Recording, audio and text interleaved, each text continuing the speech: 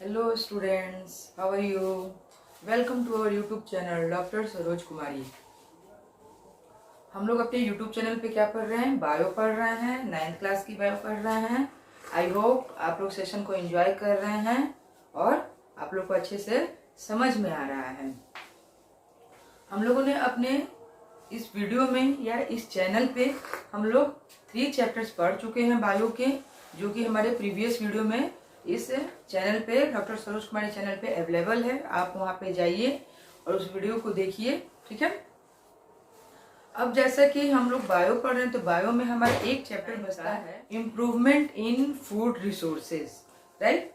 Improvement in food resources हमारे 9th class का last chapter है और इसके साथ ही हम लोग अपने 9th क्लास के फुल सिलेबस को कवर कर लेंगे। और जैसा कि आप लोग का नेक्स्ट मंथ एग्जाम है, तो एग्जाम पर्पज से भी आप लोग के लिए काफी हेल्पफुल होगा। So please go to the channel and see the all videos of last 3 chapters, okay. आज हम लोग पढ़ने वाले हैं इम्प्रूवमेंट इन फूड रिसोर्सेज। आज का हमारा टॉपिक है improvement in food resources. Resources से हम लोग क्या समझते हैं? रिसोर्सेज दैट मीन्स संसाधन, है ना। संसाधन जो हमें अवेलेबल है या जो हम लोग अपने लिए अवेलेबल करते हैं, वो संसाधन।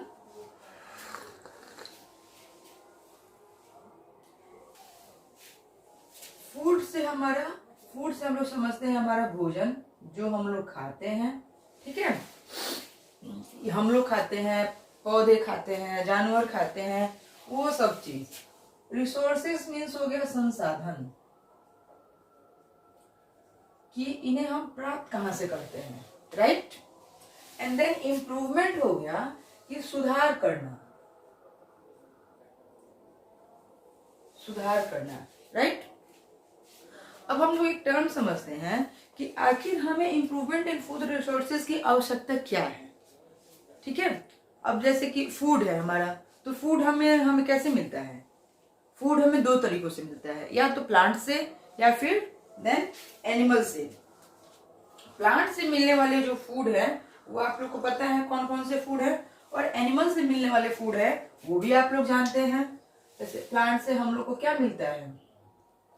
फ्रूट्स मिलता है, वेजिटेबल्स मिलता है, ग्रेन्स अनाज मिलते हैं हमें, राइट। और भी बहुत से चीजें हैं जो हमें कहाँ से मिलती है? प्लांट से मिलती है। और हमारे एनिमल की बात की जाए तो एनिमल से भी हमें बहुत कुछ मिलता है, जैसे मीट मिलता है, एग्स मिलता है, फिश हम लोग खाते हैं, घी कहाँ से आता है? प्लांट से थोड़ी आता है, घी एनिमल से ही तो आता है। Paneer, milk, right. क्या हो गया? पल्सेस। यानी कि ये जो हमारे फूड है, इनके 2 सोर्स हैं हमारे पास, नॉट सोर्स। रिसोर्स हमारे संसाधन हो गए और सोर्स मीन्स स्रोत हो गया, कि हमें भोजन कहाँ से मिलता है। इसके 2 स्रोत है।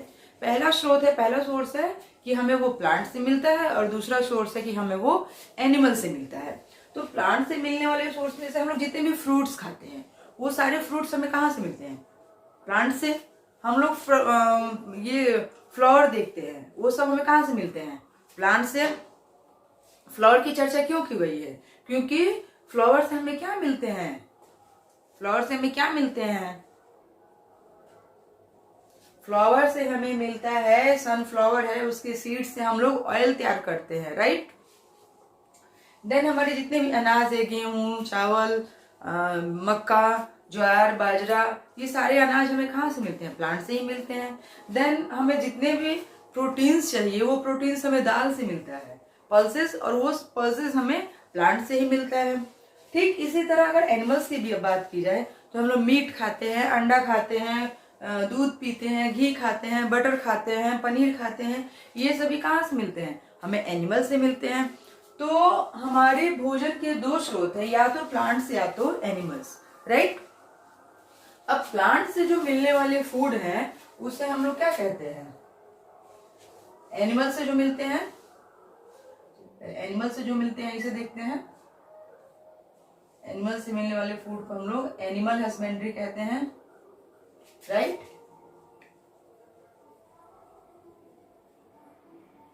Animal husbandry. और प्लांट से जो मिलता है उसे हम लोग क्या कहते हैं? एग्रीकल्चर, खेती। अब प्लांट से हमें जितनी भी चीजें प्राप्त होती हैं उसे हम एग्रीकल्चर के थ्रू प्राप्त करते हैं, ठीक है, खेती के माध्यम से। और जितने भी हमें एनिमल से मिलते हैं उसे हम एनिमल हस्बेंड्री कहते हैं। Then now it is a very important कि व्हाई वी नीड फूड, हमें भोजन की आवश्यकता पड़ती क्यों है, ठीक है। तो हमें भोजन की आवश्यकता क्यों पड़ती है, पहले ये देखिए। जो हमें भोजन चाहिए चलने के लिए, काम करने के लिए। अब मैं बोल रही हूँ, आप लोग को पढ़ा रही हूँ, तो इसमें मेरी एनर्जी लग रही है, तो कुछ तो मैंने खाया है ना, तभी तो ये एनर्जी मेरे अंदर मेंटेन हो रही है। आप लोग पढ़ रहे हो तो पढ़ रहे हो, इसमें आपकी आंख, कान, दिमाग सब अप्लाई कर रहे हो, तो उसके लिए भी हमें एनर्जी चाहिए। अगर हमारे बॉडी में एनर्जी नहीं हो, विटामिन नहीं हो, मिनरल्स नहीं हो, फैट्स नहीं हो, प्रोटीन्स नहीं हो, तो क्या होता है, हमारा बॉडी प्रॉपरली वर्क नहीं कर पाता है। तो इन सब चीजों को मेंटेन करने के लिए हमें भोजन की आवश्यकता होती है। और भोजन से क्या हमें मिलता है? विटामिन, प्रोटीन्स, मिनरल्स, फैट्स, ये सारी चीजें हमें भोजन से ही मिलती है, ठीक है। देन हमें भोजन क्यों चाहिए ये तो हमने देखा। फिर आता है कि हमें इम्प्रूवमेंट करने की क्या आवश्यकता है। हम लोग तो खा ही रहे हैं, किसान खेती करते हैं, एनिमल हस्बेंड्री कर होती है, और हमारे तक चीजें पहुंच जाती हैं थ्रू द मार्केटिंग, और हम लोग खा लेते हैं उसे। तो फिर उसे इम्प्रूव करने की आवश्यकता क्या है? आखिर जब मार्केट में हर चीज अवेलेबल है, किसान खेती कर रहे हैं, तभी तो अनाज उग रहा है ना, तो उसे इम्प्रूवमेंट क्यों किया जाए? उस रिसोर्सेज को इम्प्रूव करने की आवश्यकता क्यों है? एक्चुअल में हमारे इंडिया जो है, पहले इसकी पॉपुलेशन कम थी, अब इसकी पॉपुलेशन दिन ब दिन बढ़ते जा रही है, 1 बिलियन ट्रिलियन पॉपुलेशन पहुंचते जा रही है। लेकिन क्या है, लैंड रिसोर्सेज जो लैंड है हमारे पास, वो तो सीमित है, वो तो उतना ही है। और ये कहिए कि घटता ही जा रहा है, क्योंकि लोग दिन ब दिन पेड़ों की कटाई करते जा रहे हैं, एग्रीकल्चरल फील्ड में अपने घर बनाते जा रहे हैं और खुद वहां रह रहे हैं। तो इंसानों की संख्या बढ़ते जा रही है और जमीन कम होते जा रहे हैं। लेकिन जितने लोग हैं उतने लोगों का पेट तो भरना है ना, तो हमें इसीलिए रिसोर्सेज में इम्प्रूवमेंट की जरूरत पड़ी कि जगह कम हो रही है, लोग ज्यादा हो रहे हैं, और उतने ही जगह में हमें क्या करना है, सबका पेट भरना है, सबको खाना खिलाना है। तो इसके लिए हमें जो फूड रिसोर्सेज थे, जो भी संसाधन थे, एग्रीकल्चर कहिए, एनिमल हस्बेंड्री कहिए, इनमें सुधार की आवश्यकता पड़ी। और टाइम टू टाइम इसमें रिवोल्यूशन हुए भी कि सबको पेट भर सके, और बिना अपने नेचुरल को डिस्टर्ब किए, बिना अपने इन्वायरमेंट को डिस्टर्ब किए, हम लोग इस प्रोसेस को आगे बढ़ाएं और फूड और रिसोर्सेज को हम लोग अच्छे से प्राप्त करें। तो इसके लिए टाइम टू टाइम क्या किए गए, रिवोल्यूशन किए गए। रिवोल्यूशन दैट मीन्स क्रांति, सोशल स्टडी टर्म। रिवोल्यूशन किए गए। वो रिवोल्यूशन किस में किए गए? अनाज की उपज कैसे बढ़ाई जाए, एनिमल हस्बेंड्री में अंडे की उपज कैसी, अंडे को मतलब प्रोडक्शन कैसे बढ़ाया जाए। उपज थोड़ी होगा, खेती में थोड़ी उगाना है अंडे का प्रोडक्शन कैसे बढ़ाया जाए, फिश का प्रोडक्शन कैसे बढ़ाया जाए। क्यों? ताकि हमारे इंडियंस, हमारी जो पीपल है, उसे क्या अच्छे से सरवाइव कर सके और उन्हें अच्छे न्यूट्रिएंट्स मिल सके, इसके लिए। तो सबसे पहले हमारा हुआ ग्रीन रिवोल्यूशन, जिसे हम लोग हरित क्रांति भी कहते हैं, ठीक है। ये ग्रीन रिवोल्यूशन हुआ हमारा 1960s में। ऐसा नहीं है कि जनसंख्या आज बढ़ी है तो आज हमें रिवोल्यूशन करने की जरूरत नहीं है। ये रिवोल्यूशन बहुत पहले से होते आ रहे हैं और टाइम टू टाइम हमारे साइंटिस्ट लोगों ने इस पे वर्क भी किया है। तो 1960s में हुए ग्रीन रिवोल्यूशन, वो किस लिए हुआ था? फूड ग्रेन प्रोडक्शन के लिए, कि अनाजों की उपज कैसे बढ़ाई जाए। अनाजों की उपज को बढ़ाने के लिए 1960s में MS स्वामीनाथन ने एक रिवोल्यूशन चलाया, जिसे उन्होंने ग्रीन रिवोल्यूशन नाम दिया। अगर कहीं भी ग्रीन रिवोल्यूशन की चर्चा होती है तो हमारे दिमाग माइंडसेट है, हम लोग पढ़े हैं कि ग्रीन रिवोल्यूशन मीन्स हमारे फूड ग्रेन्स के प्रोडक्शन को इंक्रीज करने के लिए एम एस स्वामीनाथन ने 1960s में एक रिवोल्यूशन चलाया था जिसे उन्होंने ग्रीन रिवोल्यूशन का नाम दिया था। देन इसी तरह व्हाइट रिवोल्यूशन भी हुआ। व्हाइट रिवोल्यूशन कब हुआ? इससे 10 साल बाद 1970s में। किसके लिए था? मिल्क के प्रोडक्शन के लिए। कि अगर हम लोग सिर्फ भोजन ही करते हैं तो बहुत सारे ऐसे विटामिन है, मिनरल, कैल्शियम है जो हमें नहीं मिल पाते हैं, जो कि हमें दूध से मिलते हैं। तो दूध की कमी हुई थी, तो दूध की कमी को पूरा करने के लिए, दूध के प्रोडक्शन को इंक्रीज करने के लिए वर्गीज कुरियन थे। वर्गीज कुरियन, राइट, वर्गीज कुरियन थे। इन्होंने क्या किया कि 1970s के दौरान एक व्हाइट रिवोल्यूशन से एक रिवोल्यूशन चलाया, किसके लिए? मिल्क के प्रोडक्शन को इंक्रीज करने के लिए। देन उसके बाद ब्लू रिवोल्यूशन भी आ गया। तो अब ब्लू रिवोल्यूशन क्यों आया? ये भी 1970s में ही आया। ये फिश के प्रोडक्शन को बढ़ाने के लिए, क्योंकि फिश से भी हमें विटामिन मिनरल्स प्राप्त होते हैं, प्रोटीन्स प्राप्त होते हैं, राइट। तो doctor Arun Krishnan, right, doctor Arun Krishnan, इन्होंने ब्लू रिवोल्यूशन चलाया था। देन आया हमारा सिल्वर रिवोल्यूशन, 1980s में आया। ये एग के प्रोडक्शन के लिए किया गया, क्योंकि अब एग भी व्हाइट, मिल्क भी व्हाइट। तो व्हाइट रिवोल्यूशन तो पहले हो चुका था ना 1970s में मिल्क प्रोडक्शन के लिए, तो इसे उन्होंने नाम दिया सिल्वर रिवोल्यूशन, यानी सिल्वर क्रांति, सिल्वर रिवोल्यूशन, एग के प्रोडक्शन को इंक्रीज करने के लिए। और इसे किसने चलाया? इंदिरा गांधी ने। Then yellow revolution late 1980s, 1980 के बाद चला, ठीक है। ये येलो रिवोल्यूशन किस लिए चला था? ऑयल सीड्स के लिए, ऑयल सीड्स प्रोडक्शन को इंक्रीज करने के लिए। जैसे सरसों है, मस्टर्ड है, मस्टर्ड के बीज से हमें ऑयल मिलता है, सनफ्लावर है, ग्राउंडनट है, वैसे सीड्स जिनसे हमें ऑयल मिलता है, यानी ऑयल सीड्स के प्रोडक्शन के लिए जो रिवोल्यूशन चलाया गया उसे येलो रिवोल्यूशन नाम दिया गया। और इसे सेम पित्रोडा ने चलाया था, ठीक है। देन हमारा आया गोल्डन रिवोल्यूशन, ये 1990s में आया। और ये किसके लिए आया? ये हॉर्टिकल्चर डेवलपमेंट के लिए आया। इससे हॉर्टिकल्चर में डेवलपमेंट हुई। हॉर्टिकल्चर में development that means fruit, vegetables, honey, इन सब चीजों में इंक्रीज करने के लिए, इनके प्रोडक्शन को, इन सब चीजों में नहीं, इनके प्रोडक्शन को इंक्रीज करने के लिए निरपंख टुटेज थे। उन्होंने क्या किया कि गोल्डन रिवोल्यूशन चलाया। हमारी एनसीईआरटी की बुक में हमें 2 ही रिवोल्यूशन पढ़ने हैं, green revolution and white revolution. But best मैंने आप लोग को ये पढ़ा दिया है for your knowledge, for your basic knowledge, कि आप लोग को अगर कोई टर्म मिलता है कि blue revolution, silver revolution, yellow revolution, golden revolution, तो आप लोग ये नहीं कहें कि मैम ने तो 2 ही रिवोल्यूशन पढ़ाए हैं, हमारी एनसीईआरटी ने तो 2 ही बताया है, हमें तीसरा कहाँ से पता होगा। तो आपकी मैम ने आपको ये रिवोल्यूशन बता दिए कि रिवोल्यूशन कब हुए, किसने किए, किस लिए किए, राइट। और इनसे फायदा हुआ कि नहीं हुआ? जरूर हुआ, क्योंकि रिवोल्यूशन जितने भी हुए उनसे हमें इंक्रीजमेंट हुई। ग्रीन रिवोल्यूशन हमारे फ्रूट प्रोडक्शन में इंक्रीजमेंट हुई, व्हाइट रिवोल्यूशन मिल्क प्रोडक्शन में, ब्लू रिवोल्यूशन से हमारे फिश प्रोडक्शन में। तो इन सब रिवोल्यूशन से क्या हुआ? हमारे फूड रिसोर्सेज जो थे उसमें इम्प्रूवमेंट हुई, ठीक है। आगे कि आखिर इन इम्प्रूवमेंट से हमें लाभ क्या हुआ? हम लोगों ने देखा कि आखिर हमारे फूड रिसोर्सेज में इंक्रीजमेंट की आवश्यकता क्यों हुई, क्यों हमें अपने फूड रिसोर्सेज को इंक्रीज करना पड़ा। तो हमें अपने फूड रिसोर्सेज को, मैंने आप लोगों को पहले ही बताया है, अब इसको इन द रिटर्न फॉर्म आप लोगों को समझा देती हूँ। The population of India is growing at very faster rate. Population of India जित हुई, इंडिया की जो जनसंख्या थी वो बहुत फास्टर रेट से ग्रो कर रही है। More amount of food is required to meet the rising demand.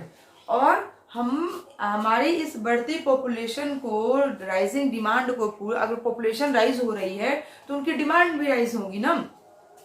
तो उनके राइजिंग डिमांड को कंप्लीट करने के लिए हमें किस चीज की आवश्यकता हुई? अपने फूड रिसोर्सेज में इंप्रूवमेंट की आवश्यकता हुई। क्यों? कि the agriculture land is limited as compare to the growing population. क्योंकि हमारे पास जो कृषि योग्य भूमि थी या कृषि योग्य भूमि है, जो एग्रीकल्चर लैंड है हमारे, वो क्या है कि उनके ग्रोइंग पॉपुलेशन के रेशियो में बहुत ही कम है। तो कम जगह पे ज्यादा अनाज का उत्पादन करना ही हमारा मेन मोटो था और इसीलिए हमें फूड रिसोर्सेज में इम्प्रूवमेंट की आवश्यकता हुई। ठीक है, तो जब बात करते हैं कि हमें अपने फूड रिसोर्सेज में इम्प्रूवमेंट की जरूरत पड़ी, तो आखिर वो फूड रिसोर्स कौन से थे, वो फसलें कौन सी थी जिसमें हमें इम्प्रूवमेंट की आवश्यकता हुई। तो मेनली हमारे इंडिया में 3 सीजन में क्या होती है, एग्रीकल्चर होता है, फार्मिंग होती है। और वो 3 सीजन कौन कौन से हैं? पहला है हमारा खरीफ क्रॉप है हमारा, दूसरे को हम रबी क्रॉप की कैटेगरी में रखते हैं और तीसरे को हम ज़ैद क्रॉप्स की कैटेगरी में रखते हैं। तो हमारे खरीफ क्रॉप कौन से हैं कि crops ground in the rainy season, ठीक है, वैसी फसल जो बरसात के दिनों में उगाई जाए उसे हम लोग खरीफ क्रॉप कहते हैं, दैट मीन्स जून टू अक्टूबर। अब ये फसलें कहती हैं कौन? पैडी मीन्स धान, जिसे हमारा चावल निकलता है। तो हम लोग चावल की खेती नहीं करते हैं, हम लोग धान की खेती करते हैं। पैडी, सोयाबीन, पिजन बी, मेज, cotton, green gram, black gram, ठीक है, हरे चने, काले चने, जिससे हमारे छोले बनते हैं, जिससे हमारी सब्जी बनती है। उन सब ने क्या कहा कि हम तो बरसात के दिनों में उगेंगे, हमें तो गर्मी में लगाओगे तो हम फसल अच्छी नहीं देंगे, हमें सर्दी में लगाओगे हम लोग तो ऐसे पाला पड़ जाएगा, हम लोग ठंड से ही मर जाएंगे।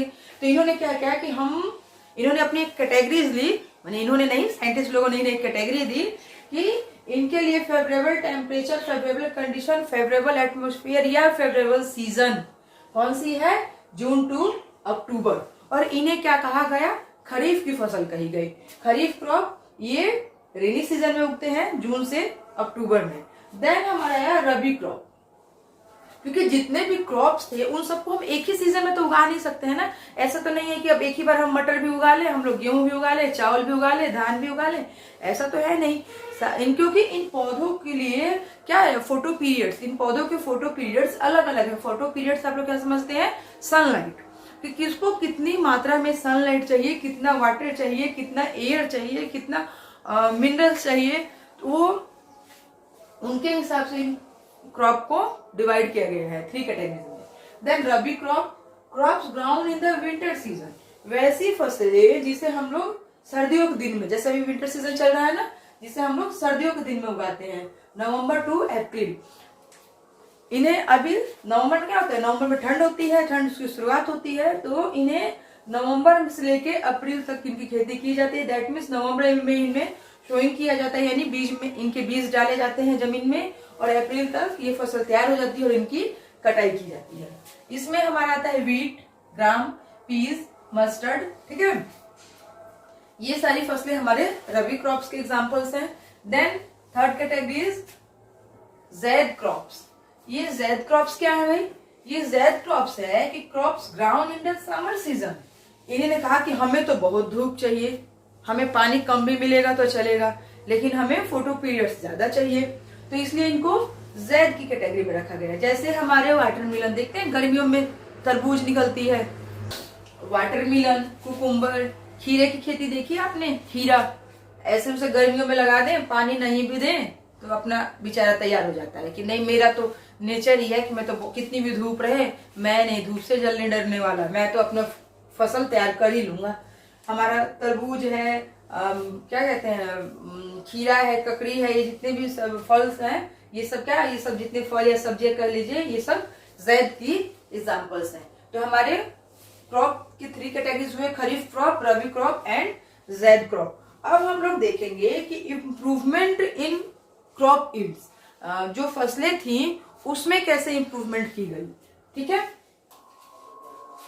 इम्प्रूवमेंट इन क्रॉप यील्ड्स, हमारी जो भी पैदावार थी, जो भी फसलें थी, उनमें मतलब सुधार की जरूरत हुई। तो पहले हम लोग ये देखेंगे कि वो फसलों से हमें लाभ क्या मिलता था, जिसके लिए हमें उनमें सुधार करने की जरूरत पड़ी। क्योंकि अभी हम लोग ने इसकी कैटेगरी देखी कि क्रॉप्स की 3 कैटेगरीज थी कि कब कब किसे बोना है, किसे काटना है। ठीक है, तो हमारे सीरियल्स जो है, हमारे अनाज जो थे, जैसे अनाज में हमारे एग्जाम्पल के वीट, राइस, मेज, माइलेट, sorghum, ज्वार, बाजरा, गेहूं, मक्का, चावल, धान, इन सब की, इनसे हमें कार्बोहाइड्रेट्स मिलता था। है। इससे हमारे बॉडी को कार्बोहाइड्रेट मिलता है। पल्सेस हो गई हमारी दाल, जिसमें ग्राम, काउपी, लेंटिल्स, राइट, इनसे हमें प्रोटीन्स मिलता है। बोलते हैं ना ज्यादा दाल पियो, ज्यादा प्रोटीन की जरूरत है शरीर में, तो ज्यादा दाल पियो। देन हमारे ऑयल सीड्स हुए, ऑयल सीड्स से हमें क्या मिलता है? फैट मिलता है, जैसे सोयाबीन, ग्राउंड नट, सीसम, सनफ्लावर एक्सेट्रा। इनसे हमें क्या मिलता है? फैट मिलता है। और फिर हमारा है वेजिटेबल और स्पाइसेस या फ्रूट्स, सब्जियां, फल, मसाले जिनकी खेती होती है, जैसे कैरेट हो गया, टर्निप हो गया, ऑरेंज हो गया। इनसे हमें क्या मिलता है? मिनरल्स मिलते हैं, विटामिन मिलते हैं, फैट मिलते हैं, प्रोटीन भी मिलता है। क्योंकि तेल है तो तेल में तो फैट ही होगा ना, तभी तो देखते हैं डॉक्टर सलाह देते हैं कि तेल की मात्रा को कम कीजिए, खाने में ऑयल घी कम कीजिए, क्योंकि ये क्या है? फैटी है। फिर फोडर क्रॉप्स आए हमारे। फोडर क्रॉप्स में हमारे आ गए बरसिम, ओट्स, सुडान। आज ओट्स जो काफी ट्रेंड में है कि नाश्ता करना है, तो मैं नाश्ते में क्या खाया? ब्रेकफास्ट में तो ओट्स खा लिए, डिनर में क्या किया? तो ओट्स खा लिए। तो ओट्स का इतना ट्रेंड है। वो ओट्स क्या था? हमारा फोडर प्लांट्स था, जैसे जो जानवरों के लिए चारा तैयार किया जाता है ना, चारा खेत में लगाया जाता है, उससे जैसे इंसानों के खाने के लिए गेहूं, व्हीट, राइस, मेज की खेती की जाती है ना, वैसे फोडर प्लांट्स होते हैं जिसे चारा के लिए, जानवरों के लिए लगाया जाता है। तो ये क्या थे? Food for life stock. ये लाइफ स्टॉक के लिए ऐसे फूड थे जो लाइफ स्टॉक के लिए रखा जाता था। तो ये इन सब फूड्स के आधार पे हमने क्या देखा कि ये हमारे कैटेगरीज हो गई, ये उसके एग्जांपल्स हो गए, और ये उनकी वैल्यू थी कि किस फूड से हमें क्या मिल रहा है। तो देन हम लोगों ने देखा कि इन सब फ्रूट्स को इम्प्रूवमेंट की जरूरत है, इनको मैनेजमेंट की जरूरत है, इनको प्रोडक्शन की जरूरत है, मतलब हर चीज में इन्हें बढ़ावा चाहिए। तो उसके लिए इन्हें हमने 3 कैटेगरीज में इन्हें हमने फर्दर डिवाइड किया।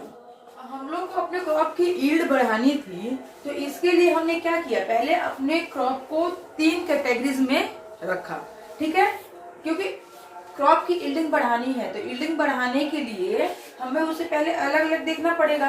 तो हम लोगों ने उसकी एक कैटेगरी बनाई कि क्रॉप वेराइटी इम्प्रूवमेंट, कि पहले जो हम लोग फसल उगा रहे हैं या जिस फसल की ईल्ड बढ़ा रहे हैं, पहले उसकी वेराइटी में इम्प्रूवमेंट की जाए। देन हम लोगों ने क्या किया कि क्रॉप प्रोडक्शन इम्प्रूवमेंट, अब हमने उसकी वैरायटी में तो इम्प्रूव कर लिया, अब उसके प्रोडक्शन में इम्प्रूवमेंट करना था। मान लीजिए कि अगर आज हम किसी प्लॉट में, किसी खेत के टुकड़े में हम क्या करते हैं, 10 किलो चावल उगा रहे हैं, तो कल हमें उसी में 20 किलो उगा लेना है। तो उसके लिए हम क्या चाहिए? पहले अच्छे बीज की क्वालिटी चाहिए। तो पहले हमने क्या किया? अच्छे बीज तैयार किए, उसकी वैरायटी में इम्प्रूवमेंट की। देन हम लोगों ने उसको प्रोडक्शन में इम्प्रूवमेंट की। जब अच्छे बीज होंगे तो फसल भी अच्छी तैयार होगी। देन जब फसल अच्छी हो गई तो हमने उसको प्रोटेक्शन मैनेजमेंट किया कि इस सीजन की तो फसलें तैयार हो गई, लेकिन अगले सीजन के लिए भी तो हमें सीड्स को प्रोटेक्ट करके रखना होगा ना। तो फिर उसके प्रोटेक्शन मैनेजमेंट को हम लोगों ने देखा। तो इस तरह हम लोग अपने ईल्ड्स को बढ़ाने के लिए देखेंगे कि हम लोगों ने क्या क्या काम किया। तो पहला हमारा आता है क्रॉप वेराइटी इम्प्रूवमेंट। क्रॉप की जो वेराइटी थी उसमें इम्प्रूवमेंट हम लोग किए। तो वो कैसे किए? उसके लिए हम लोग कौन सा मेथड यूज किया? Crop variety improvement method use for crop variety improvement. उसके लिए हम लोगों ने कौन कौन से मेथड यूज किए? किसके लिए? प्रोडक्शन बढ़ाने के लिए, मैनेजमेंट के लिए, नो, क्रॉप की वेराइटी को इम्प्रूव करने के लिए, कि आज हमारी जो क्रॉप की वेराइटी है इसको और इम्प्रूव कैसे किया जाए। तो इससे हम लोगों ने 2 तरह से देखा। एक हाइब्रिडाइजेशन किया हमने, ठीक है, हाइब्रिडाइजेशन, ठीक है, और एक हम लोगों ने जीन मॉडिफिकेशन किया। एक तो पहले हम लोगों ने हाइब्रिड तरीके से उसके इम्प्रूवमेंट की वैरायटी में, और दूसरा हम लोगों ने जीन मॉडिफिकेशन में इम्प्रूवमेंट किया। तो हाइब्रिडाइजेशन में हम लोगों ने देखा कि in this process different plants are cross breed. ऐसे प्रोसेस में, हाइब्रिडाइजेशन में हम लोगों ने अलग अलग पौधे को क्रॉस कर रहे हैं, राइट। वो क्रॉस किस तरीके का था? इंटरवेराइटल था। इंटरवेराइटल से आप लोग क्या समझते हैं? Between 2 varieties of A plant. जैसे ये गेहूं की एक प्रजाति हो गई, ये गेहूं की एक प्रजाति हो गई। हमने क्या किया कि 2 प्लांट को एक साथ इंटरब्रीड करा दिया। तो इसे हम लोगों ने क्या कहा? इंटरवेराइटल, क्योंकि वेराइटी एक ही है, बस प्लांट अलग अलग है, उसको हम लोगों ने क्रॉस ब्रीड कराया। फिर हमारा इंटर स्पेसिफिक, मतलब इसमें क्या हुआ कि between 2 species belonging to same genus. Genus species पढ़ा है आप लोगों ने प्लांट किंगडम में, यही फायदा होता है आगे चल के कि हम लोग बेसिक पढ़ चुके हैं। तो वहां क्या हुआ कि जीनस और बेसिस जो दो स्पीसीज थी, जैसे कि अगर पोटैटो है तो पोटैटो और ये क्या बोलते हैं अलुआ जो होता है शकरकंद, वो एक ही प्रजाति है, ठीक है। तो उसने क्या किया कि जीनस अलग है उनके, लेकिन दोनों की स्पीसीज सेम है। तो ऐसे में उसने इंटर स्पेसिफिक यानी कि इंटर स्पेसिस कराया कि स्पेसिस तो उनकी सेम थी लेकिन वो अलग जीनस से बिलोंग करते थे। That means potato tomato, tomato की जीनस अलग है, पोटैटो की जीनस अलग है, बट दोनों की स्पीसीज सेम है, तो दोनों को क्रॉस ब्रीड करा दिया गया। जैसे ये ग्रीन हो गया पोटैटो, ये ब्लू हो गया टोमेटो, और दोनों की जीनस अलग है बट स्पीसीज सेम है, तो दोनों को क्रॉस ब्रीड करा दिया। तो वैसे ब्रीडिंग को हम लोग क्या, वैसे हाइब्रिडेशन को हम लोग कहा इंटर स्पेसिफिक, ठीक है। देन अब आया हमारा इंटर जेनेरिक।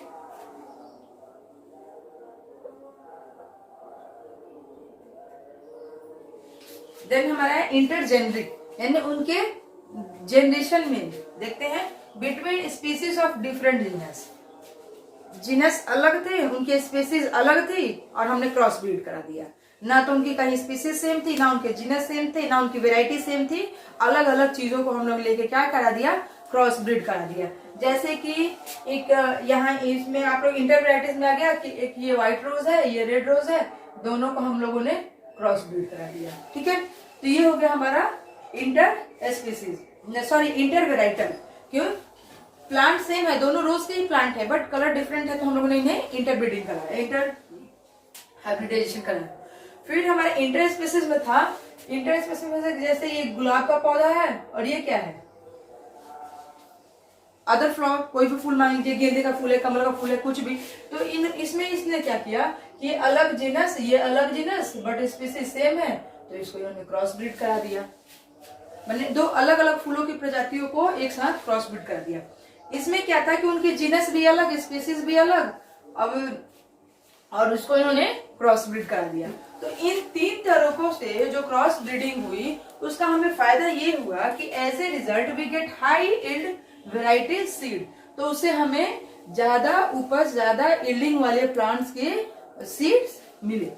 हाई, इसे हम लोग क्या कहते हैं HYV, इससे हमें HYV मिला। HYV सेंस कहीं कहीं आप बुक में लिखा हुआ मिलेगा HYV सेंस वो हाई यील्डिंग वैरायटी सीड्स, हमें वैसे सीड्स मिले जिनकी यील्डिंग क्या थी, ज्यादा थी। तो ये हम लोगों ने एक हाइब्रिडाइजेशन किया और एक हम लोगों ने देखा जीन मॉडिफिकेशन से। जीन मीन्स क्या होता है, डीएनए, आप लोग पढ़ चुके हैं, डीएनए के बताने की आवश्यकता नहीं है। Gene modification, a gene that can be provide the desired characteristic to a crop are introduced in this process। इस प्रोसेस में किस चीज की जरूरत हुई कि a gene that can be provide the desirable characteristic, मतलब कि मुझे चाहिए कि नहीं जी, अब जैसे सरसों का पौधा है, सरसों का पौधा लंबा होता है, गेहूं का पौधा छोटा होता है ना, मटर के पौधे उससे भी छोटे होते हैं। तो ये क्या था कि मुझे ड्राफ्टनेस तो चाहिए, पौधे लंबे लंबे लेके क्या करेंगे, क्या लंबे पौधे से पैदावार ज्यादा होगी, यील्डिंग ज्यादा होगी, नहीं होगी।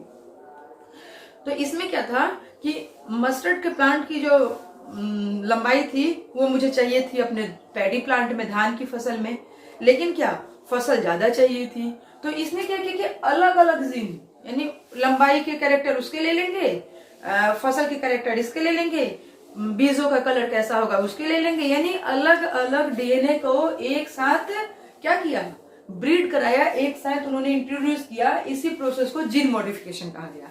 जैसे ह्यूमन केस में क्या होता है कि उसकी आंखें बड़ी सुंदर है, मेरे बच्चे की आंखें वैसी होनी चाहिए, नहीं हाइट भी ऐसी होनी चाहिए उसके जैसी।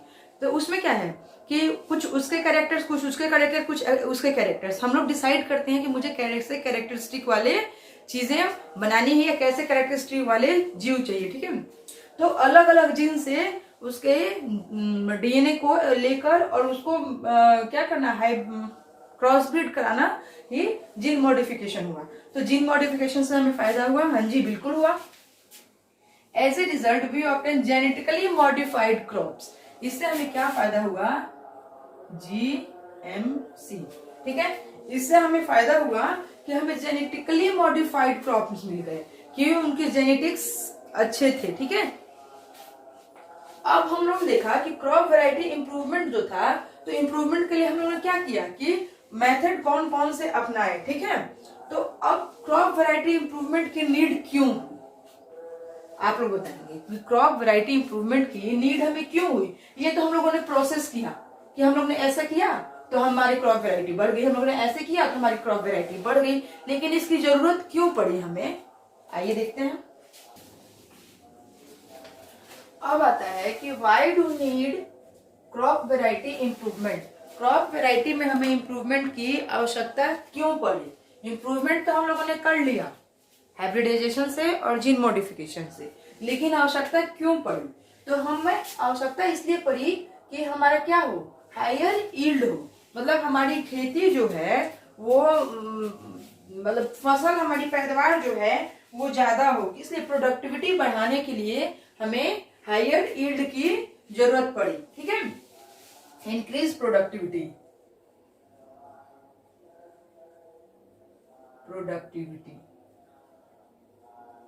राइट। प्रोडक्टिविटी बढ़ाने के लिए हमें किस चीज की जरूरत पड़ी, इसकी जरूरत पड़ी कि हमारी यील्ड कैसी हो, हायर यील्ड हो, तो इसलिए हमें क्रॉप वैरायटी इंप्रूवमेंट की जरूरत हुई, ठीक है। नेक्स्ट हमारा आता है इम्प्रूव क्वालिटी, मतलब कि उसकी क्वालिटी में इम्प्रूवमेंट हो, ठीक है। क्वालिटी में इम्प्रूवमेंट दैट मीन्स कि पहले जो मान लीजिए कि पहले जो टमाटर हुआ करते थे ये 2 दिन 4 दिन 8 दिन 10 दिन, ठीक, ऐसे ऐसे धीरे धीरे क्या होते थे, गल जाते थे, सड़ जाते थे। लेकिन उसकी क्वालिटी में इम्प्रूवमेंट क्या हुई कि आज हम लोगों ने जैसे रखा है उसके अगर 20वें दिन भी देखे तो वैसा ही है, यानी कि उसके सड़ने गलने की क्षमता को कम किया गया, मतलब किसी भी फल को किसी भी सब्जी को, ठीक है। तो उसकी क्वालिटी में इम्प्रूवमेंट हुई, पहले जो छोटे होते थे अब थोड़े बड़े हो गए, तो ये क्या था, उसके क्वालिटी में इम्प्रूव करना था हमें, क्योंकि फसलें जब ज्यादा दिन चलेंगी, ज्यादा टिकाऊ होंगी, तो क्या होगा, उनकी मार्केटिंग भी ज्यादा होगी। तो हमने उसकी क्वालिटी में इम्प्रूवमेंट के लिए क्या किया, क्रॉप वैरायटी में इम्प्रूवमेंट किया।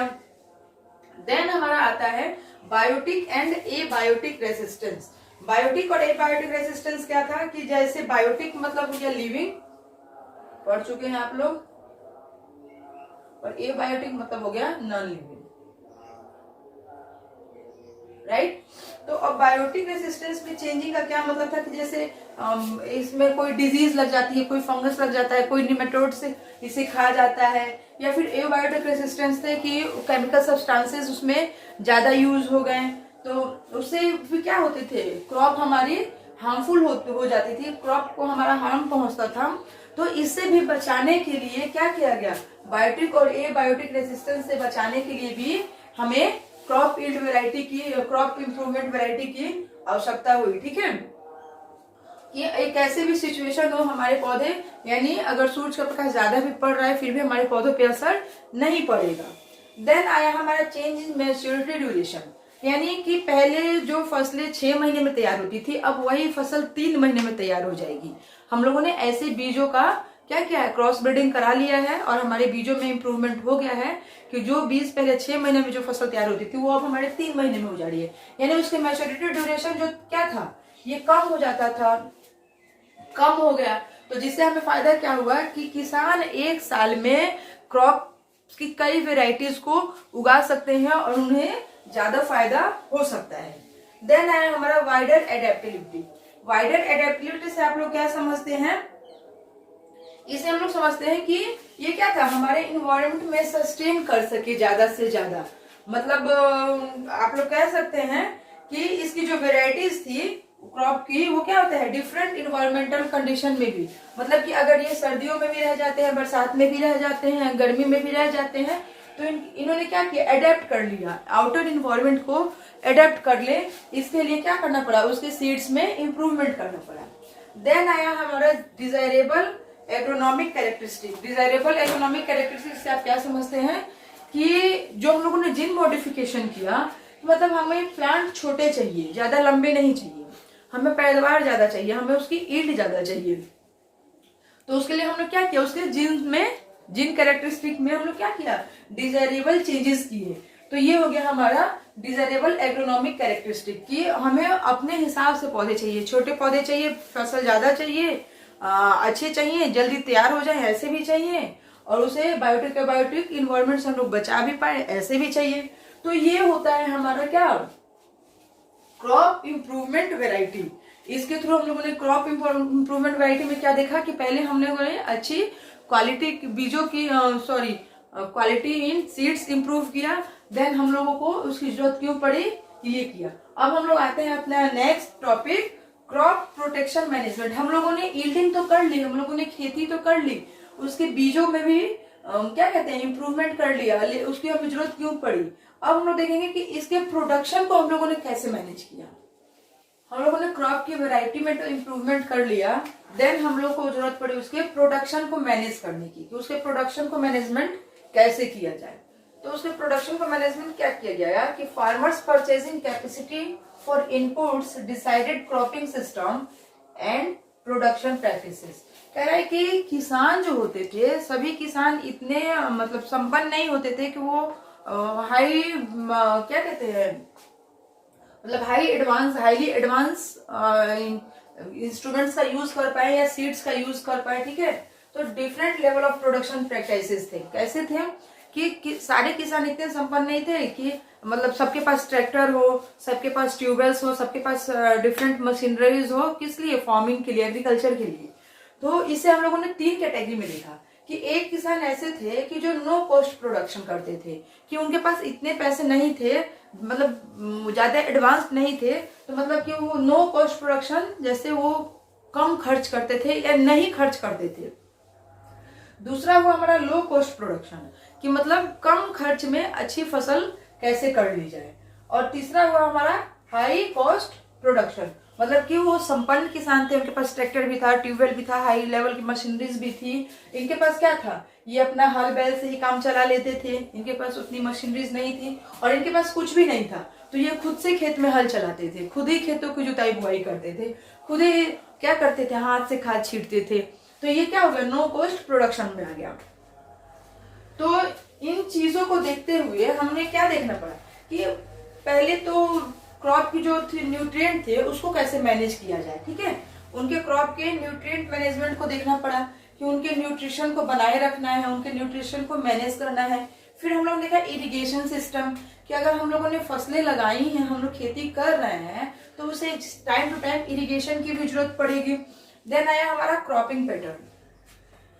तो क्रॉप प्रोडक्शन मैनेजमेंट को हम लोगों ने इन 3 तरीकों से हम लोग अपना क्रॉप प्रोडक्शन मैनेजमेंट करेंगे। Management means in the well managed system में, कि हम लोग खेती कर तो रहे हैं लेकिन वेल मैनेज्ड कर रहे हैं। तो पहला हम अपना देखते हैं कि न्यूट्रिएंट मैनेजमेंट क्या था, कि खेतों में जो न्यूट्रिशन थे उनको कैसे हम लोग मैनेज करें। न्यूट्रिशन मैनेजमेंट हम लोग कैसे करें, तो वो न्यूट्रिशन कौन से थे और उनके सोर्स कौन से थे, राइट। ये हमारी एनसीईआरटी की बुक में अवेलेबल है। आप लोग, मैं हमेशा कहती हूँ कि आप लोग जब भी पढ़ने बैठे, जब भी मेरे वीडियो पे आए, मेरे चैनल पे आए, या जब भी खुद भी पढ़ें, तो एनसीईआरटी की बुक अपने सामने रखें, ताकि आपको भी लगे कि मैम टॉपिक बाय टॉपिक और क्या उसको डिस्क्राइब कर रही है नहीं, या जो मैम पढ़ा रही है वो कहाँ से पढ़ा रही है, वो मटेरियल, वो कंटेंट उन्होंने कहाँ से लिया है। तो ये सारे कंटेंट, ये सारे मटेरियल्स आपकी एनसीईआरटी की बुक के ही हैं, और आपको एनसीईआरटी पढ़नी है तो मैं आपको एनसीईआरटी से ही पढ़ाती हूँ। सो आप लोग एनसीईआरटी की बुक हमेशा ओपन करके अपने सामने रखें, ठीक है। ये न्यूट्रिशन मैनेजमेंट जो था, इसके सोर्स और न्यूट्रिएंट्स देखते हैं। एयर था, उसका पहला सोर्स था एयर। तो एयर से क्या मिलता है, ऑक्सीजन और कार्बन। किस हमें नहीं, प्लांट्स को, क्योंकि हम लोग यहाँ एग्रीकल्चर की बात कर रहे हैं, एनिमल हस्बेंड्री की बात नहीं कर रहे हैं। तो एयर से हमें एयर से प्लांट्स को क्या मिलता था, ऑक्सीजन और कार्बन मिलता था, जिससे अपना भोजन प्लांट्स जो क्या करते थे, फोटोसिंथेसिस करते थे, अपना भोजन खुद बनाते थे। देन वाटर भी एक सोर्स था, वाटर से भी प्लांट्स को हाइड्रोजन और ऑक्सीजन मिलता था। देन सॉइल थी, कि मिट्टी में भी ऐसे मैक्रो न्यूट्रिएंट्स और माइक्रो न्यूट्रिएंट्स पाए जाते हैं, जिससे हमारे क्या करते हैं, प्लांट्स एब्जॉर्ब करते हैं और उनकी कैपेसिटी, उनकी यील्डिंग कैपेसिटी बढ़ती है। तो सॉइल से मिलने वाले मैक्रो न्यूट्रिएंट्स और माइक्रो न्यूट्रिएंट्स हैं, ठीक है। मैक्रो न्यूट्रिएंट्स हैं कि nutrients which are required in a large quantities. ये कहते हैं कि मैक्रोन्यूट्रिएंट्स कहते हैं कि हमें तो जो भी चाहिए वो बहुत ज्यादा चाहिए, अगर थोड़ा सा दोगे तो उससे हम क्रॉप की यील्डिंग अच्छी नहीं कर पाएंगे। तो वो लार्ज अमाउंट क्या थी, लार्ज क्वांटिटी नाइट्रोजन चाहिए, कैल्शियम चाहिए, मैग्नीशियम चाहिए, सल्फर चाहिए और भी हैं। तो ये कहते थे मैक्रोन्यूट्रिएंट्स कि हम जो भी एब्जॉर्ब करेंगे फूड बनाने के लिए, क्रॉप यील्डिंग बढ़ाने के लिए, ठीक है, वो हमें लार्ज क्वांटिटीज में चाहिए। लेकिन माइक्रोन्यूट्रिएंट्स बेचारे बड़े संतोषी टाइप के थे, वो कहते थे कि हमें तो थोड़ा सा भी मिल जाएगा, हम पौधों की यील्डिंग अच्छी कर देंगे। तो ये माइक्रोन्यूट्रिएंट्स कहते हैं कि nutrients which are required in small quantities. वो कहते थे कि हमें थोड़ा सा भी मिल जाएगा, अपना तो काम उसी से हो जाएगा। जैसे आयरन सॉइल में पाया जाता है, मैग्नीज, बोरॉन, जिंक, कॉपर, ये सब चीजें जो थी वो क्या थी कि माइक्रोन्यूट्रिएंट्स की कैटेगरी में आते हैं, राइट। अब आता है कि ये जो माइक्रोन्यूट्रिएंट्स और मैक्रोन्यूट्रिएंट्स हैं, अगर इनकी कमी हो जाए, अगर इनकी कमी हो जाए खेतों में, सॉइल में, तो उससे क्या क्या डेफिशिएंसीज होंगी, मतलब क्या क्या बीमारियां लग सकती हैं। तो deficiencies of these nutrients will effect, उससे क्या क्या इफेक्ट होगा। तो पहले तो हमारा ग्रोथ और डेवलपमेंट रुक जाएगा,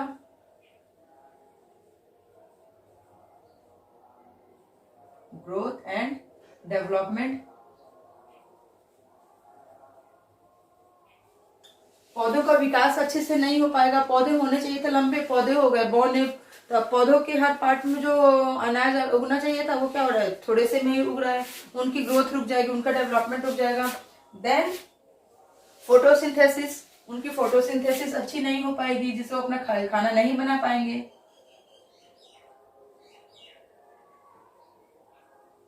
ठीक है, उनके फोटोसिंथेसिस इफेक्ट हो जाएंगे। देन उसके रिप्रोडक्शन,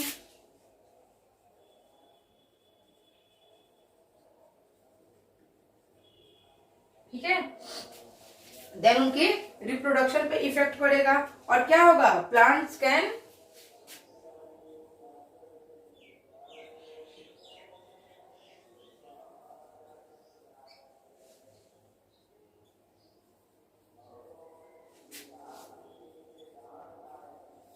पौधों में आसानी से कीड़े लग जाएंगे।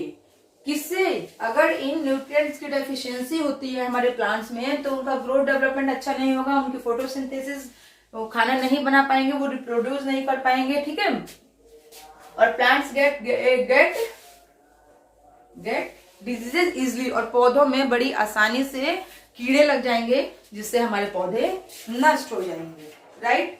अब हम लोग कहते हैं कि अगर सॉइल में मैक्रोन्यूट्रिएंट्स और माइक्रोन्यूट्रिएंट्स कम हो गए, ठीक है, तो कम हुए तो उसका ये इफेक्ट आया हमारे पौधों पे, तो क्या हम इसे ऐसे ही छोड़ देंगे कि पौधों में तो नाइट्रोजन ऑक्सीजन है, नाइट्रोजन कैल्शियम मैग्नीशियम है ही नहीं, अब जो होना है सो होने दो, भगवान भरोसे, फसलों का क्या ही, तो अपने आप तैयार हो ही जाएंगी।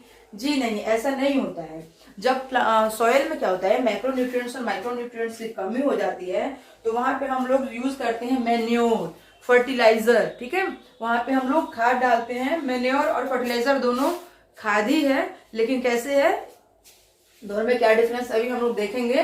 तो हम अपने क्या करते हैं, सॉइल के मैक्रोन्यूट्रिएंट्स और माइक्रोन्यूट्रिएंट्स बढ़ाने के लिए हम लोग मैन्योर और फर्टिलाइजर का यूज करते हैं। मैन्योर और फर्टिलाइजर का यूज करने से पहले हम लोग देखेंगे कि मैन्योर और फर्टिलाइजर है क्या। तो मैन्योर है कि natural substances enriches soil with nutrients and organic matter. ठीक है, ये नेचुरल सब्सटेंसेस थे जो क्या करते थे कि सॉइल को न्यूट्रिएंट्स और ऑर्गेनिक मैटर रिसाइकिल करने में हेल्प करते थे।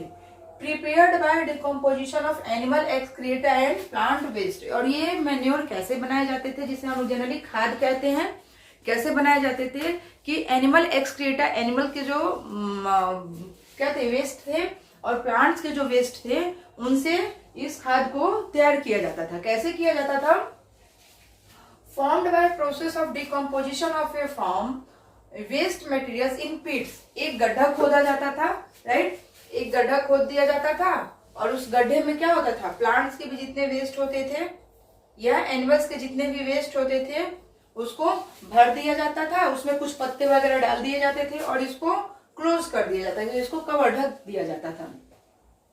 आफ्टर समटाइम्स ये क्या होते थे, उसमें सड़ते गलते हुए खाद बन जाते थे, और फिर उसे निकाल के हम लोग अपने खेतों में छिड़कते थे, अपने प्लांट्स में डालते थे। तो इसे हम लोग कंपोस्टिंग कहते हैं। क्या मतलब कि एनिमल्स और प्लांट्स के वेस्ट को पिट्स, एक गड्ढा खोद के उसमें डाल देना, उसमें पत्ते वगैरह डाल देना और उसको ढक देना, उसे कंपोस्टिंग कहा जाता था। लेकिन सेम इसी प्रोसेस में हम लोग क्या करते थे, कुछ किसान क्या करते हैं कि केचुआ डाल देते हैं, अर्थवॉर्म्स। तो जब ये क्या करते थे कि ऐसे एक पिट्स खोदते थे, उसमें एनिमल्स और प्लांट्स के वेस्ट को फिल कर देते थे, राइट, और देन उसमें कुछ केंचुए ऐड कर देते थे।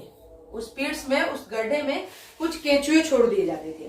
तो वो क्या होता है कि जब किस लिए कि by using earthworm to hasten process, उस प्रोसेस को हेजन करने के लिए, मतलब फास्ट करने के लिए, क्योंकि ये कंपोस्टिंग की प्रक्रिया जो थी ये धीरे धीरे होती थी, 6 महीने साल भर में होती थी, लेकिन उसको और फास्ट करने के लिए उन्होंने क्या किया, उसमें कुछ केंचुए डाले गए, तो उसे वर्मी कंपोस्टिंग कहा गया। अब अगर पूछता है डिफरेंस की what is the difference between compost and vermicompost, तो कंपोस्ट क्या है कि formed by process of decomposition of farm waste materials in pits, that is compost, and the formed by process decomposition by using earthworm to hasten process is called vermicomposting. तो अगर उसमें earthworm add करके दिया गया तो उसे vermi compost कहा गया, और अर्थवॉर्म नहीं ऐड किया गया, जनरली ऐसे ही कवर कर दिया गया, तो उसे कंपोस्टिंग कहा गया। तो ये मैन्योर दो तरीके से तैयार होता है, कंपोस्ट और एक ग्रीन मैन्योर। तो कंपोस्ट ऐसे बनता था। अब इसमें आता था कि ग्रीन मैन्योर, हरी खाद। हरी खाद कैसे बनाई जाती थी, ये तो कंपोस्ट की खाद की बात हो गई कि वो कैसे बनता था, लेकिन कुछ हरी खाद भी होती थी, ग्रीन मैन्योर। उसे कैसे बनाया था, ये क्या करते थे कि किसान खेतों में बीज बोने के पहले कुछ खरपतवार टाइप के प्लांट, पौधे जो होते हैं कि formed by ploughing plants like sunn hemp और guar into the soil prior to the sowing seeds. ये क्या करते थे कि गुआर के प्लांट्स या सनहेम्प के प्लांट्स या क्रोटलेरिया जंक्सा, सिस्बेनिया एकुलेटा, काउपी, इन सब पौधों को क्या करते थे, खेतों में सोइंग कर देते थे, बो देते थे, और फिर क्या करते थे, उसमें हल चला देते। जब वो पौधे तैयार हो जाते थे तो उसको जुताई कर देते थे, और ये जो ग्रीन मैन्योर थे वो खेत में ही रह जाते थे, और वो क्या करते थे, खाद का काम करते थे। तो मैन्योर हमारे दो तरीके से तैयार होते थे, कंपोस्टिंग और ग्रीन मैन्योर। इसीलिए इसे नेचुरल सब्सटेंस कहा गया है, क्योंकि ये नेचुरल सब्सटेंस से बनाया गया है। देन हमारा आता है फर्टिलाइजर। फर्टिलाइजर क्या है कि commercially produced inorganic plant nutrients increase soil fertility. जब खेतों की फर्टिलिटी कम हो जाती है, उपजाऊ कम, मिट्टी कम उपजाऊ हो जाती है, तो वहाँ क्या हो जाता था कि फैक्ट्रीज में जो फर्टिलाइजर्स बनाए जाते थे केमिकल सब्सटेंसेस को यूज करके, तो वहां हम लोग इसे यूज करते थे प्लांट सॉइल की फर्टिलिटी बढ़ाने के लिए। उसमें क्या था हमारा, ammonium sulphate, sodium nitrate, potassium chloride, NPK. NPK नाम आप लोगों ने सुना होगा, नाइट्रोजन,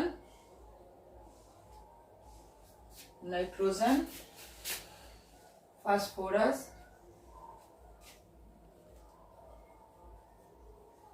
एंड पोटेशियम।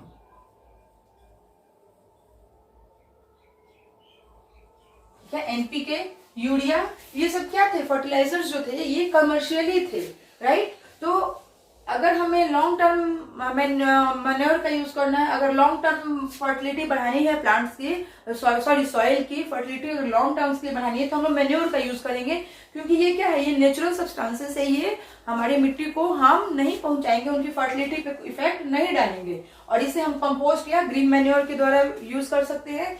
लेकिन जब हम लोग फर्टिलाइजर्स यूज करते हैं तो वो शॉर्ट टर्म के लिए करते हैं, क्योंकि ज्यादा यूज ऑफ फर्टिलाइजर्स क्या हो जाएगा कि अगर हम लोग खेतों में ज्यादा अमोनिया की मात्रा बढ़ गई, हम लोगों ने अमोनिया ज्यादा डाल दिया, ज्यादा मात्रा बढ़ गई, तो उससे क्या हो गया, हमारे प्लांट, हमारी यील्ड कम हो जाएगी। अगर पोटेशियम की मात्रा ज्यादा हो गई, यूरिया की मात्रा ज्यादा हो गई, तो उससे क्या होगा, हमारी खेतों की यील्ड जो है कम हो जाएगी। अब एग्जाम में एग्जामिनर्स का बड़ा फेवरेट क्वेश्चन आता है, वो क्वेश्चन क्या होता है कि give the 5 differences, give the 4 differences, give the 2 differences according to marks between manure and fertiliser. Manure और फर्टिलाइजर क्या है उसके हिसाब से आप लोग डिफरेंस लिखिए। This is the favourite question of the examiner, ठीक है। तो हम लोग डिफरेंस देखते हैं, difference between manure and fertiliser. Manure क्या है कि manure provides humus to the soil. Manure जो है वो सॉइल को ह्यूमस प्रदान करता है, लेकिन फर्टिलाइजर, क्योंकि मैन्योर क्या है, नेचुरल सब्सटेंस है, तो ये सॉइल को ह्यूमस प्रदान करता है, लेकिन फर्टिलाइजर्स क्या है, fertilisers do not provide humus to the soil. ये सॉइल को फर्टिलाइजर ये सॉइल को क्या करता है, ह्यूमस नहीं देता है, क्योंकि ये केमिकल सब्सटेंसेस हैं। Manure are less rich in nutrients. Manure क्या होते हैं, नेचुरल सब्सटेंसेस, तो थोड़े न्यूट्रिएंट्स की इनके अंदर कमी होती है, लेकिन फर्टिलाइजर्स क्या होते हैं, are highly rich in nutrients. Fertilisers तो केमिकल सब्सटेंस है ही, तो इनके अंदर न्यूट्रिएंट्स ज्यादा पाए जाते हैं। मैन्योर जो है, long term uses of manure leads to increment in the fertility of the soil. अगर मैन्योर को हम लंबे समय तक यूज करते हैं तो हमारे सॉइल की फर्टिलिटी इंक्रीज हो जाती है, लेकिन long term uses of fertilizers can lead to decrease in the soil fertility. अगर हम फर्टिलाइजर्स का यूज लॉन्ग टर्म के लिए करते हैं तो वहां क्या होता है कि हमारे सॉइल की फर्टिलिटी कम हो जाती है। कम इसलिए हो जाती है कि नाइट्रोजन की मात्रा ज्यादा चाहिए तो पोटेशियम का यूज ज्यादा हो जाता है, तो पोटेशियम की मात्रा बढ़ जाती है।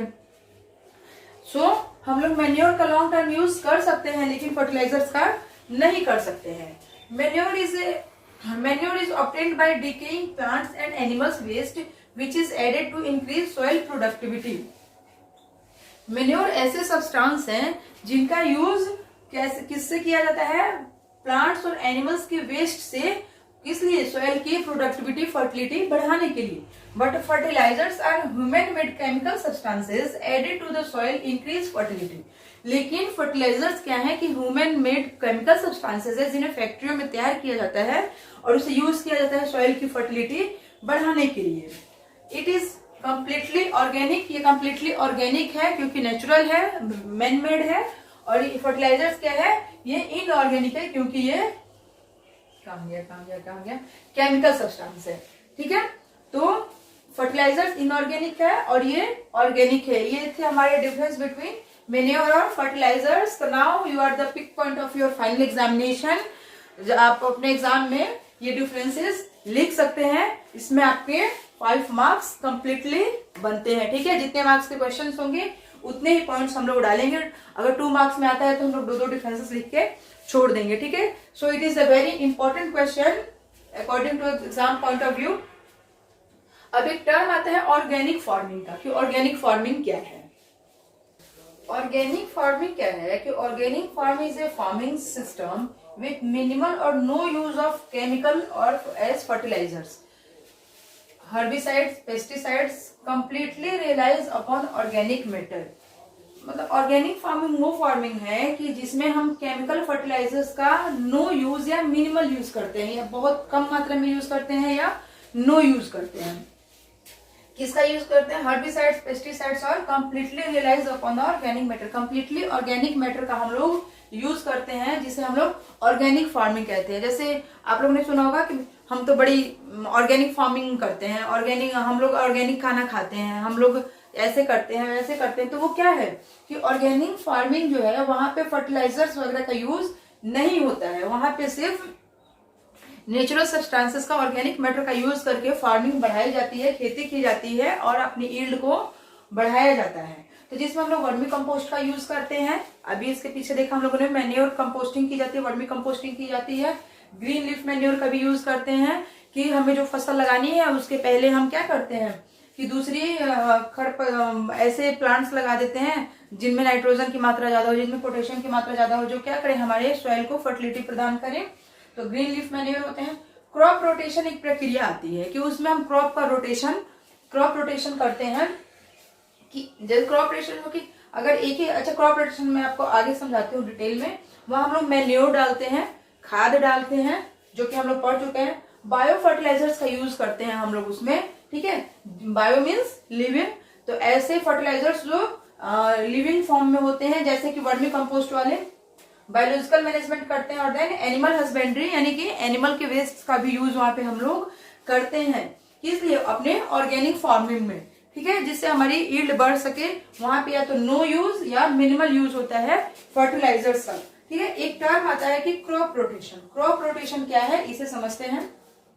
क्रॉप प्रोडक्शन मैनेजमेंट को बढ़ाने के लिए हम लोग क्रॉपिंग पैटर्न फॉलो करते हैं। यानी हमारे किसान क्या करते हैं, हमारे फार्मर्स क्रॉपिंग पैटर्न फॉलो करते हैं। वो क्रॉपिंग पैटर्न क्या होता है, 3 तरह से होता है। पहली होती है हमारी मिक्स्ड क्रॉपिंग, राइट। पहली हमारी होती है mixed cropping.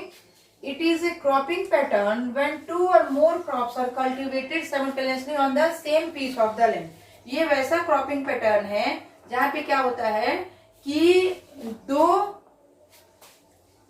Two types of grains, दो तरह के फसलों को एक साथ एक ही जमीन पे एक ही बार में लगा दिया जाता है, जिसे हम लोग मिक्स्ड क्रॉपिंग कहते हैं।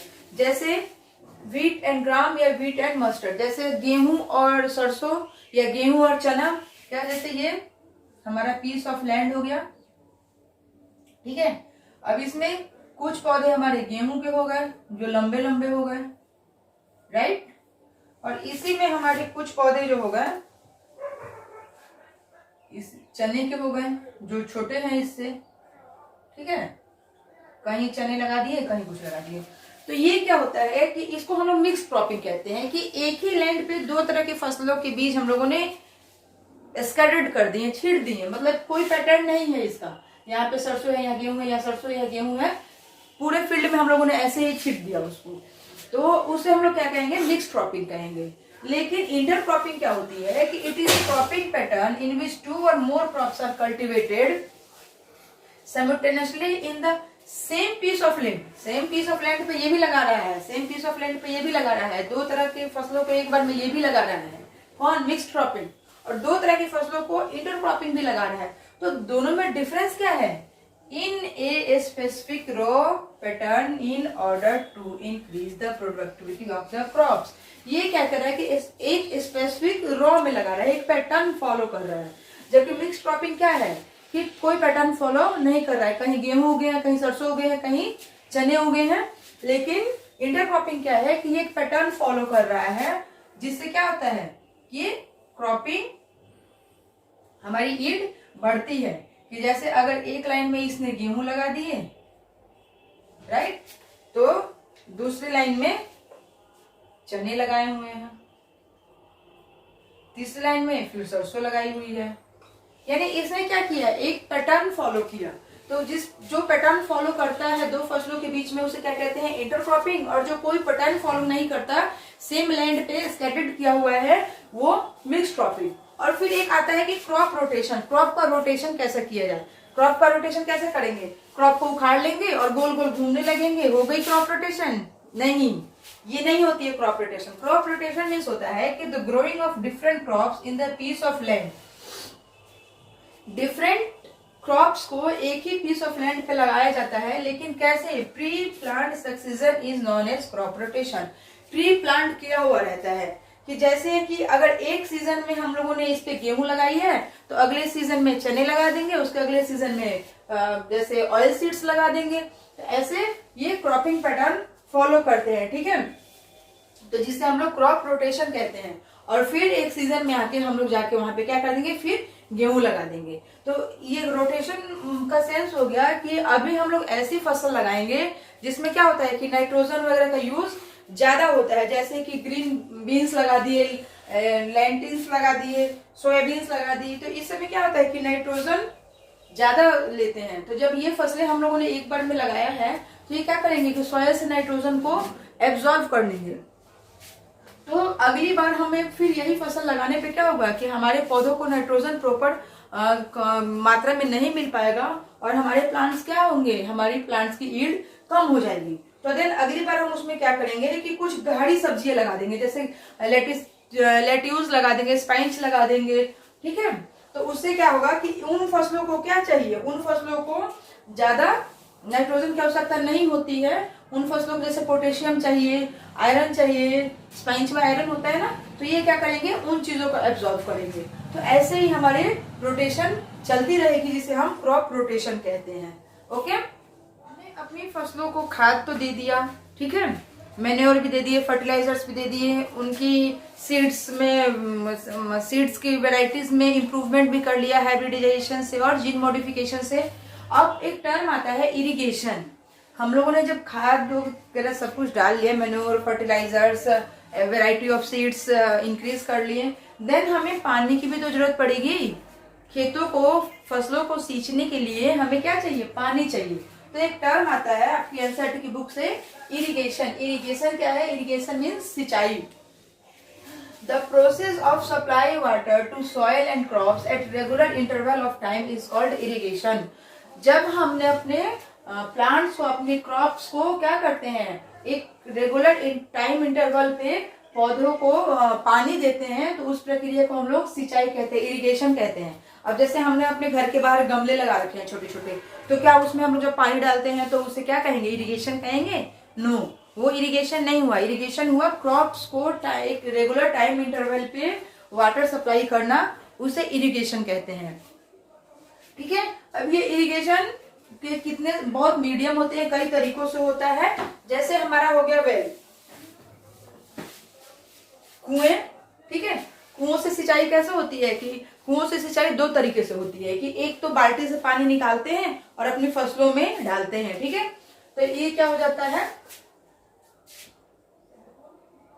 डग वाटर. और एक क्या होता है, ट्यूबवेल्स. अब तो एडवांस्ड हो गया है सिंचाई का, इरिगेशन का प्रोसेस भी.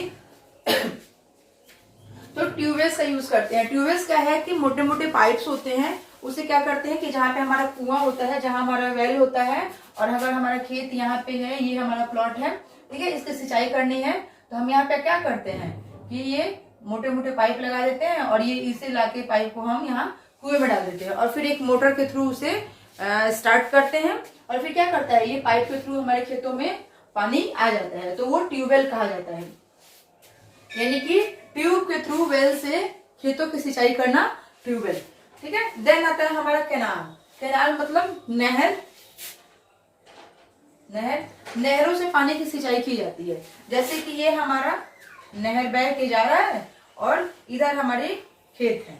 ठीक है. तो ये क्या करते हैं कि हम यहाँ से पानी का सप्लाई इधर कर लेते हैं, फिर इसको जब पानी की जरूरत नहीं होती है तो इसे क्लोज कर देते हैं, फिर जब पानी की जरूरत होती है तो इसे हम ओपन कर देते हैं. तो नहरों से खेतों में पानी का लाना, उसे कैनाल सिस्टम, इरिगेशन कहा जाता है.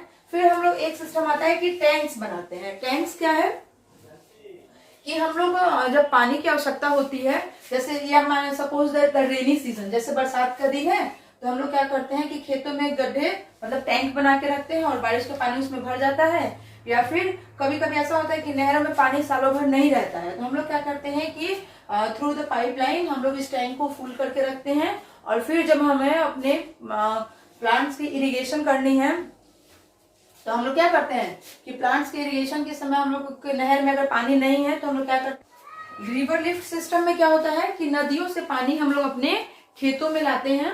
कि नदी है, नदी में हम लोग पाइप लगा देते हैं और जैसे ये हमारे यहाँ पे प्लॉट्स हो गए.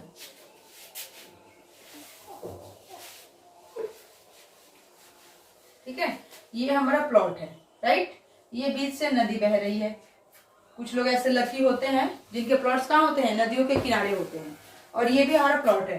तो यहाँ क्या करते हैं कि हम नदियों से डायरेक्ट पानी अपने खेतों में through the pipe system supply करते हैं. इसे हम क्या कहते हैं, रिवर लिफ्ट सिस्टम कहते हैं कि नदी से पानी लेके हम अपने खेत, नदी से पानी उठा के हम अपने खेत में डाल रहे हैं. देन आता है स्प्रिंकल सिस्टम. वो स्प्रिंकल सिस्टम क्या होता है कि फव्वारे की जैसे मशीन होती है, उसे हम टैंक में ऐड करते हैं और वो स्प्रिंकल सिस्टम से हम क्या करते हैं, अपने क्रॉप को इरिगेट करते हैं, इरिगेशन करते हैं. देन आता है drip irrigation method. Drip irrigation method क्या होता है, ड्रिप मीन्स होता है कि बूंद बूंद पानी का रिसाव. इसमें क्या होता है कि हमारे प्लॉट जो होते हैं, हमारे जो खेत होते हैं, इसमें पानी, जैसे ये हमारी फसल है, ठीक है, यहाँ पे पौधे हैं, फिर यहाँ पे क्या है, प्लॉट के बीचों बीच, फिर ये हमारे पौधे हो गए, राइट. इसमें क्या होता है कि प्लॉट के बीचों बीच पाइप बिछाई हुई होती है, हमारी खेतों में ही पाइप बिछा दिया गया रहता है. और ये पाइप का जो ये ड्रॉपिंग सिस्टम है, देखिए पौधों की जड़ों में पानी क्या होता है, क्योंकि कुछ प्लांट्स ऐसे होते हैं कि जिन्हें हम डायरेक्ट क्या करते हैं, पूरा पानी नहीं दे सकते हैं, उन्हें कम पानी की आवश्यकता होती है. तो ये क्या करते हैं, ड्रिप इरिगेशन मेथड, कि पौधों की जड़ों में पानी कम देते हैं. ठीक है. और ये उसकी जड़ में ही पानी की मात्रा, पानी आता है, उसकी जड़ से बाहर पानी नहीं जाएगा, तो जिसे हम ड्रिप इरिगेशन मेथड कहते हैं. ठीक है, इसी के साथ ही हमारा क्रॉप प्रोटेक्शन मैनेजमेंट कंप्लीट होता है। हम लोगों ने ये तो देख लिया कि हम लोग अपने ईल्ड कैसे बढ़ाएंगे। ठीक है, हम अपनी खेती को कैसे बढ़ाया देंगे, उसके सीड्स को वैरायटी को कैसे इंप्रूव करेंगे। देन हम लोगों ने देखा कि क्रॉप को प्रोडक्शन को कैसे मैनेज करेंगे कि हमारी ईल्ड ज्यादा हो। अब हम लोगों ने बीज अच्छे कर लिए, खेती अच्छी कर ली, तो फिर हमें उस नेक्स्ट सीजन के लिए या फिर सालों भर के लिए, जो अनाज हर सीजन में थोड़ी अनाज नहीं होते हैं, तो हम साल भर के लिए अनाज को क्या करेंगे, स्टोर करेंगे। तो वो स्टोर हम लोग कैसे करेंगे कि उसको क्रॉप प्रोटेक्शन मैनेजमेंट देखेंगे कि उसको हम प्रोटेक्ट कैसे करके। क्रॉप प्रोटेक्शन मैनेजमेंट के लिए हमारे क्या करते हैं, क्रॉप्स को आउटर इन्वायरमेंट से इफेक्ट भी होता है, हार्मफुल भी होते हैं। जैसे में उसमें पहला हमारा आता है वीड्स। वीड्स क्या है कि weeds are unwanted plants in the cultivated field. जिस फील्ड में हम लोगों ने खेती की है उसमें कुछ अनवांटेड प्लांट्स, खरपतवार उग जाते हैं, जो क्या करते हैं, it Uptake nutrients and reduce the growth of the crop. ये हमारे क्रॉप्स को जो न्यूट्रिएंट्स चाहिए वो क्या करते हैं, ये अनवांटेड प्लांट्स उसको एब्जॉर्व कर लेते हैं और हमारे प्लांट्स की जो ग्रोथ है उसको रिड्यूस कर देते हैं। जैसे जेनेथियम, जिसे मोथा भी कहा जाता है, पार्थेनियम जिसे गाजर घास कहते हैं, ये सब कुछ अनवांटेड वीड्स हैं जो हमारे क्रॉप्स के साथ उगते हैं और उन्हें क्या करते हैं, उन्हें हार्म पहुंचाते हैं और उनकी ग्रोथ को रोक देते हैं। ठीक है, देन सेकंड आता है हमारा इंसेक्ट्स। इंसेक्ट से भी हमारी फसलों को हानि होती है। दे कट द, और इंसेक्ट्स क्या करते हैं, 3 तरह से हमारी फसलों को हार्म पहुंचाते हैं।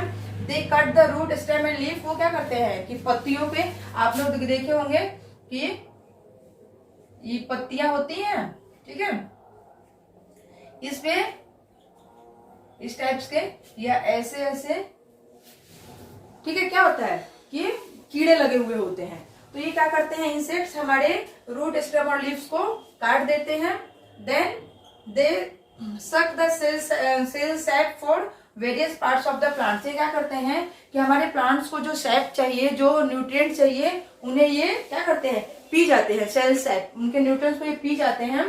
Then they bore into stem and fruits, और वो क्या करते हैं, स्टेम और फ्रूट्स को नष्ट कर देते हैं, खा जाते हैं, जिससे हमारे प्लांट्स की ग्रोथ अच्छी नहीं हो पाती है। दस they affect the health and crops reduce yields, जिससे क्या करते हैं कि हमारे पौधों का हेल्थ कम हो जाता है और उनकी ईल्ड्स कम हो जाती है। राइट। देन थर्ड इफेक्ट है डिजीज। हमारे प्लांट्स में डिजीज लग जाती है कि disease in the plants are caused by pathogen such as bacteria, fungi and virus. हमारे प्लांट्स में कुछ डिजीज लग जाते हैं, जो कुछ ऐसे पैथोजन अटैक हो जाता है, जिससे क्या करती हैं कि हमारी फसल बीमार हो जाती है या हमारी फसलों में बीमारी लग जाती है। जैसे आप लोगों ने देखा होगा कि टोमेटो जो होता है तो उसके अंदर देखिएगा होल होता है टोमेटो में, उसमें क्या होता है, आपको कीड़े दिखाई देंगे। ठीक है, जैसे कि हमारी बैंगन वगैरह होता है, जो फसलें लगाई जाती हैं, तो उसमें देखिएगा उसमें भी कीड़े लग जाते हैं। कुछ ऐसे होते हैं जिसपे व्हाइट रट्स, जैसे कि ये करेला वगैरह है, उसमें देखिएगा व्हाइट रस्ट, उसपे फंजाई अटैक होता है और उसमें व्हाइट रस्ट लग जाते हैं। तो क्या होता है कि डिजीजेस भी हमारे पौधों को, हमारे क्रॉप्स को नष्ट कर देती हैं और इन डिजीजों से हमें अपने पौधों को बचाना होता है। और वो हम कैसे बचाते हैं, हम हर्बिसाइड्स का, पेस्टिसाइड्स का यूज करते हैं, जिससे कि हमारे प्लांट्स डिजीज फ्री हो सके। तो इन क्रॉप प्रोटेक्शन मैनेजमेंट से में हम क्या करते हैं कि ट्रीट ऑफ क्रॉप, अपने क्रॉप को जो हार्म होता है उनसे बचाने के लिए हम हर्बिसाइड्स का यूज करते हैं, पेस्टिसाइड्स का यूज करते हैं। ठीक है, फंजाइसाइड्स, जिसमें क्या होते हैं कि ये पौधे जो होते हैं, इंसेक्ट और ये डिजीज और ये वीड्स कंट्रोल होते हैं।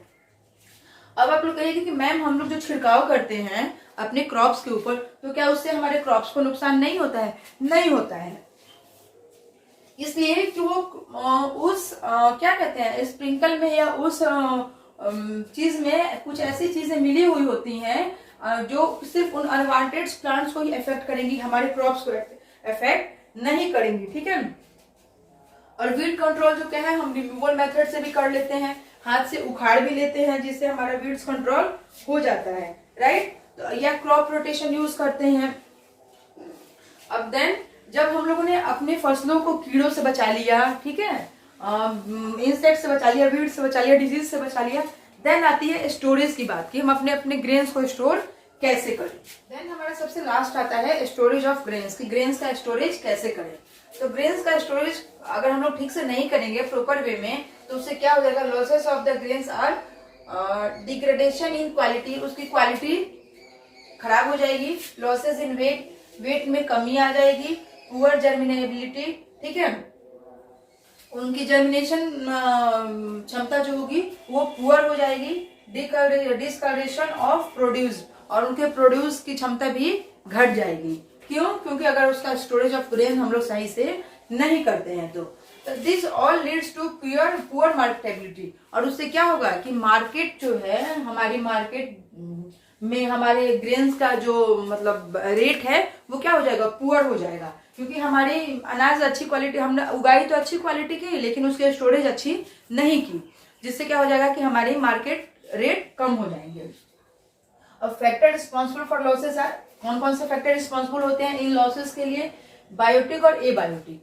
बायोटिक में होता है कि हमारे इंसेक्ट्स लग जाते हैं, रोडेंट्स, फंजाई, बैक्टीरिया, ये क्या करते हैं, हमारी स्टोरेज अगर हम प्रॉपर वे में नहीं करते हैं तो उसे अफेक्ट करते हैं। और एबायोटिक में हो जाता है कि इन appropriate moisture and temperature in the places of the storage. मान लीजिए कि हमको आलू स्टोर करना है और वहां पे बहुत गर्मी है, तो क्या होगा, गर्मी से हमारे सारे आलू खराब हो जाएंगे। हमें अपनी धान की फसल को, धान को, क्रॉप्स को वहां पे स्टोर करना है और वहां पे पानी की मात्रा ज्यादा है, तो वहां पे क्या हो जाएगा कि वहां पे मॉइस्चर ज्यादा है, तो वहां पे वो हमारे धान खराब हो जाएंगे, हमारे पैडी क्रॉप्स खराब हो जाएंगे। तो इन अप्रोप्रिएट मतलब कि वहां तक मॉइस्चर और टेम्परेचर जो होता है वो भी अप्रोप्रिएट होना चाहिए अकॉर्डिंग टू आवर ग्रेन्स, ठीक है। तो अगर हम इन सब चीजों को स्टोर कर रहे हैं तो उसके लिए पहले हम क्या करेंगे, पहले हम करेंगे कि हमने फसलों को अच्छी तरह सुखा लिया हो, उन्हें अच्छी धूप मिल गई हो, राइट। देन हमने उनकी पैकिंग अच्छी की हो, जिस हम लोग कंटेनर में उनको पैक करके रखते हैं बोरी में, ठीक है, तो उसको वो हमारा साफ सुथरा हो, गीला नहीं हो, वो फटा नहीं हो जहां से कि हमारे अनाज गिरने लगे, ठीक है, प्रॉपर नीट एंड क्लीन होना चाहिए, और वहां पे प्रॉपर सनलाइट भी मिलनी चाहिए। मान लीजिए कि हम लोग जो फसलें स्टोर कर रहे हैं, जो वहां पे क्या होना चाहिए, फंगस वगैरह नहीं लगे, वहां पे बैक्टीरिया नहीं पनपे, उसके लिए क्या होना चाहिए, प्रॉपर सनलाइट भी होना चाहिए।